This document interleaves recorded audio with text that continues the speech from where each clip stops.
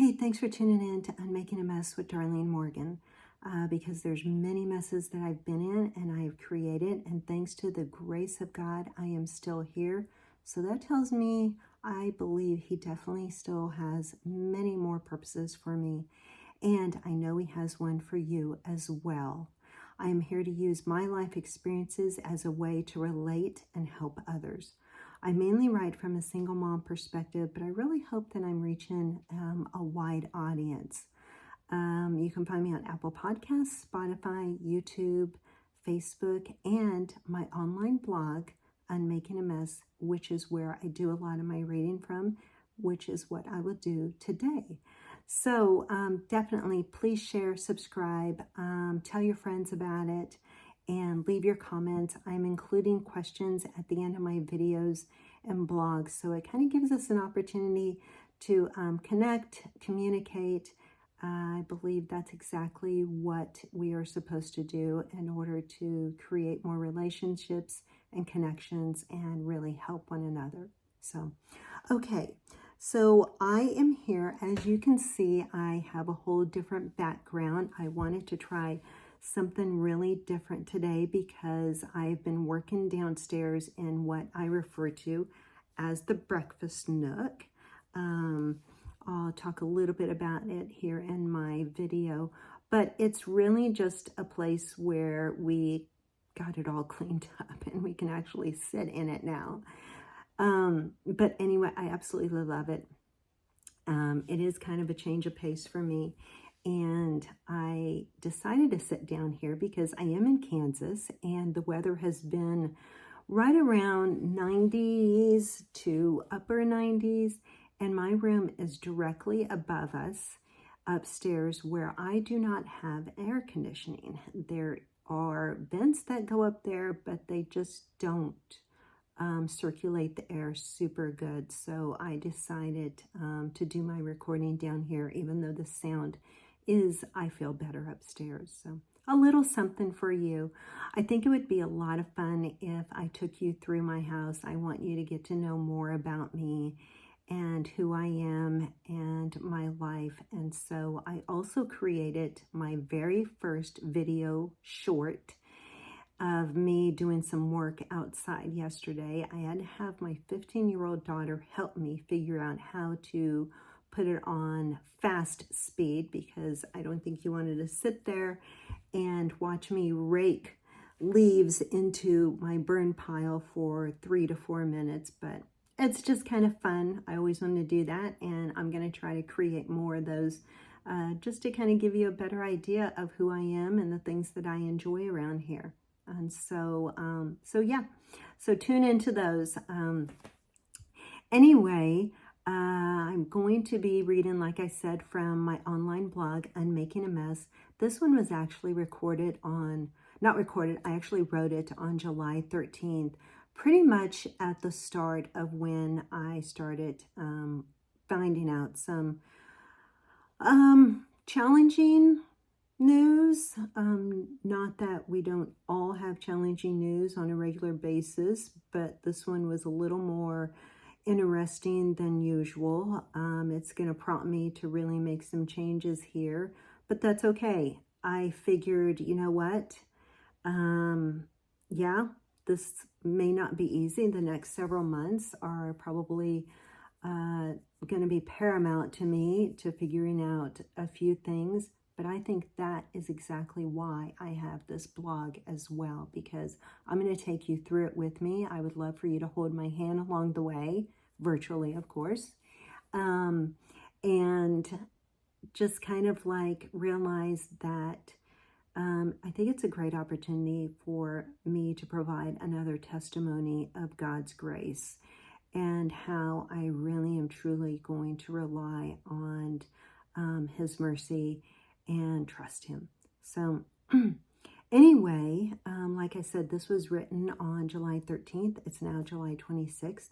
Everything is still relevant, and I'll be doing some more writing to kind of catch you up to speed. But I'm happy to say this is the last blog that I've written, and now, excuse me, I got to shift here.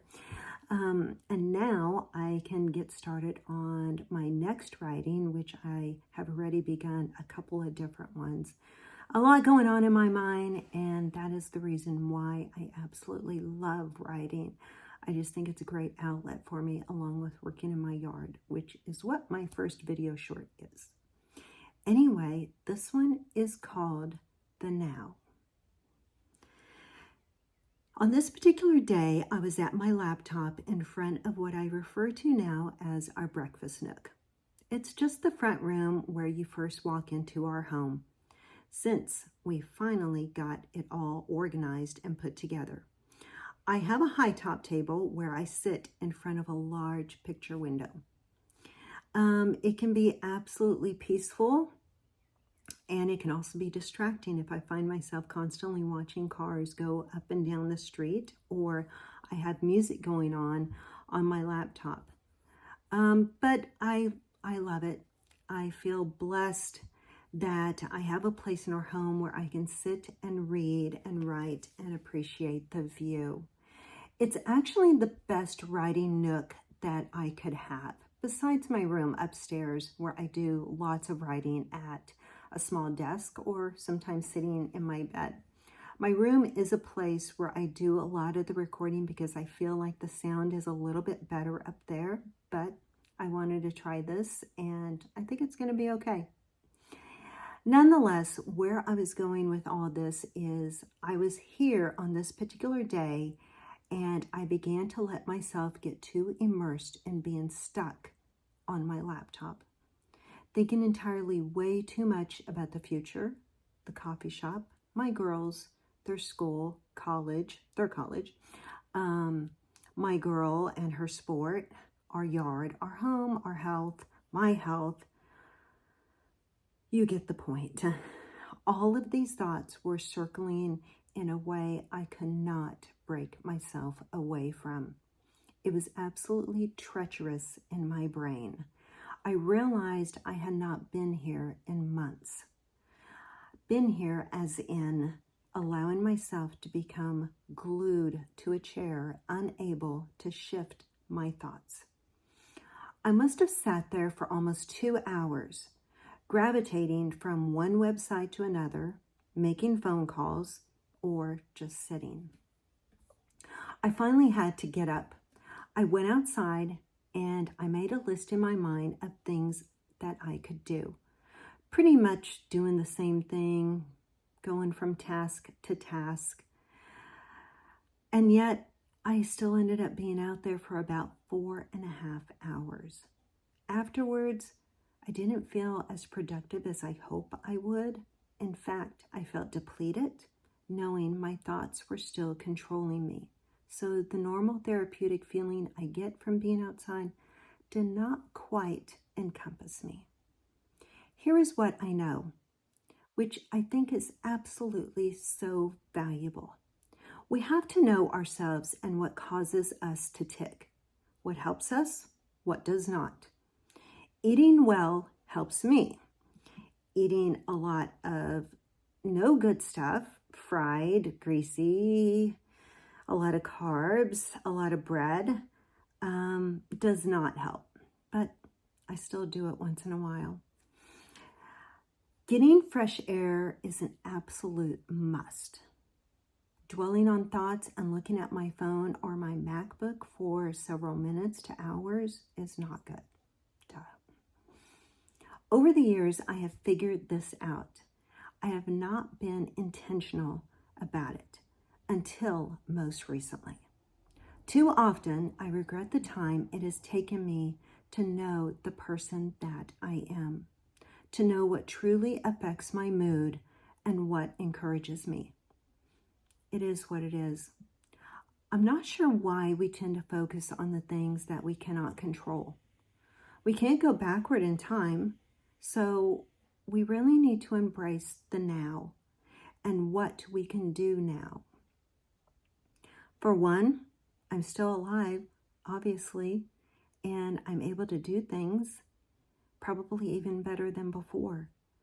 I spent way too many years doing things and putting things in my body that wasn't good for me. I am fortunate to be alive and not in horrible shape. What truly matters is now. I had the whole day ahead of me to spend with my girls, to get out or get something done. And all too often, I prayed for days like that. I always wanted to have a weekend to be able to do as we wished.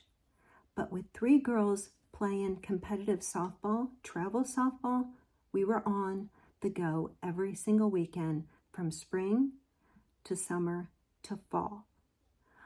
I knew it wouldn't last forever, and I don't regret it. I went through it all and made sure I was there physically and mentally, fully present for the most part. Not all the time, but for the most part. Once again, I try not to focus on the crummy days, but remember all the good, because it all came to an end way too soon. We cannot change what has happened in our past. Not sure what you might focus on, but living in the past isn't healthy. So obvious. Unless we plan to look back at those days in order to appreciate where we are now. To be able to look back at those days and realize all the things and all the times that Christ was with you and pulled you through. Those are the times that I look back and I see how good He was to me, even when I wasn't being good to myself, or was I acknowledging His presence with me. I can look back at those days now in complete awe. Sure, I wish I had made different decisions sooner to become a healthier, more cognitive version of me. But what's important is knowing when I fall into negative patterns, I am better at able to getting away from it. It's not perfect, but I am better than I was before. And isn't that a huge point of life, to be just a little better than where we were before, if the old ways weren't working well for us? We can make use of those days when we didn't make the best decisions. We can use them to realize how far we have come. There's a quote that I love. You didn't come this far to only come this far. I want to deviate for a moment here because last night before I hopped into bed, I got up and I went outside on my small deck that I'm going to show you someday. And the moon was absolutely brilliant. The sky was a deep blue and there was just this wonderful breeze. And I looked out among the sky and I told God, I did not come this far to only come this far. You did not have me come this far to only come this far. And I thanked Him for keeping me and for keeping me here where I can do something and hopefully serve Him even better. I still feel like, there is so much more that we can do in life, because if we are still moving, walking, working, typing, writing, talking, driving, breathing, we are still able to do, or at least try, what we would love to do. Still able to accomplish more in this life, and prayerfully as God intended. So here's my question to you. When you get stuck in your thoughts, what helps you get away from them? Have you been able to figure out those triggers and how to avoid them to be the best healthy version of you? Okay, that was it. I want to thank you all so very much for tuning in.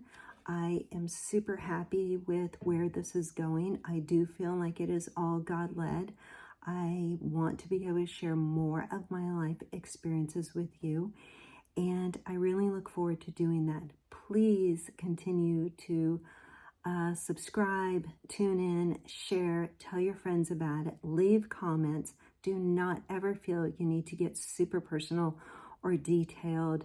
And remember, my email is always there. So if you ever want to reach out to me confidentially, you absolutely can, and trust that wherever that goes, it will stay confidential.